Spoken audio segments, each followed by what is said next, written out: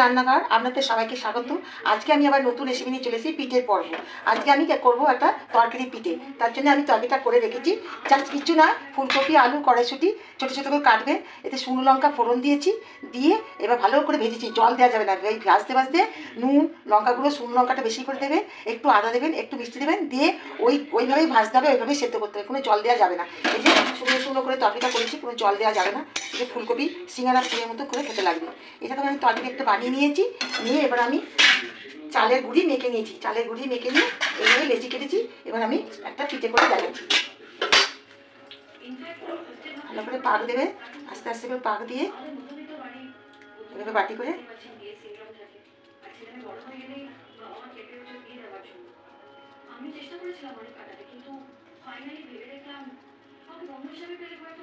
এখানে খোলটা এরকম বাটির মতো খোলটা বড় করে করবে, পাতলাভাবে খোলটা করবে, দিয়ে একটুখানি পুর দেবে। পুরটা একটু বেশি করে দেবে, খেতে ভালো লাগবে, এটা সিঙ্গাড়ার মতো লাগে।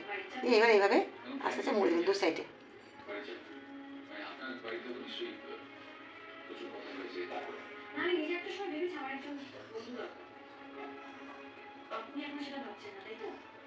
এভাবে মুড়ে দেবে। একটু পুরটা বেশি করে দিলে ফিটেও যাবে, নিজেরা একটু কায়দা কায়দা করে নেবেন।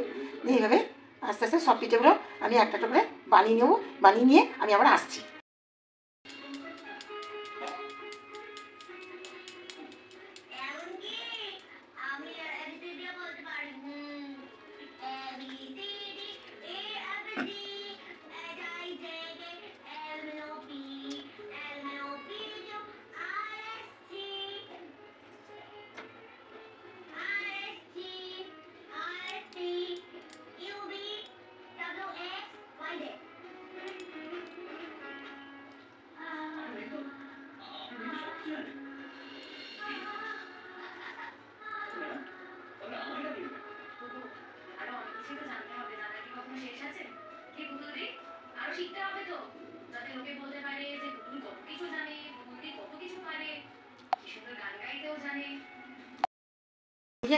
আর এক বাটি সিদ্ধ পিঠে মানে তরকারি পিঠটা বসাবো। ভালো করে তেল আবার মাখিয়ে নিলাম, এক খোলা করে নিয়েছি, আবার বসিয়ে দিলাম।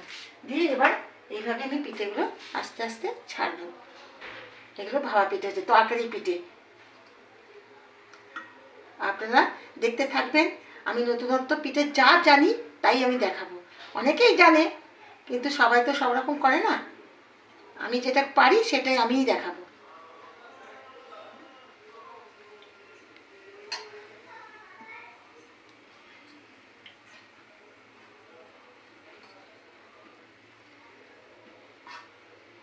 এবার আমি এইটা থালাটা চাপা দেবো। তরকারি পিঠে হয়ে গেছে, এই যে। এবার এটা আমি ঢেলে দেবো।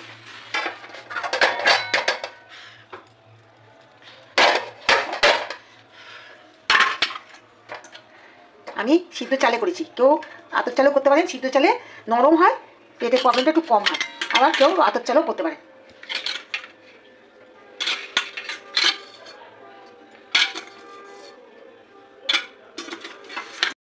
দেখেন, যদি আপনাদের ভালো লেগে থাকে তাহলে একটা কমেন্ট বক্সে আপনারা মেসেজ করতে ভুলবেন না, আর একটা সাবস্ক্রাইব করবেন আর শেয়ার করবেন।